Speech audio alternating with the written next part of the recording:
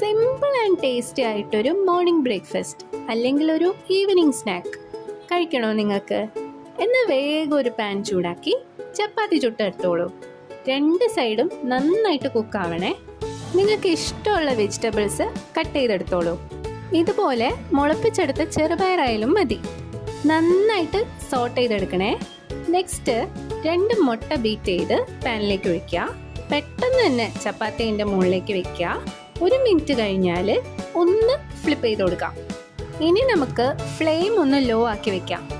കുറച്ച് സോസിൻ്റെ മേലെ കൂടെ സ്പ്രെഡ് ചെയ്ത് കൊടുത്ത ശേഷം സോട്ട് ചെയ്ത് വെച്ചിരിക്കുന്ന വെജിറ്റബിൾസോ ചെറുപയറോ എന്താണെങ്കിലും ഇതുപോലെ ഒന്ന് സ്പ്രെഡ് ചെയ്ത് കൊടുത്തിട്ട് 2 സൈഡിൽ നിന്നും ഫോൾഡ് ചെയ്യണം.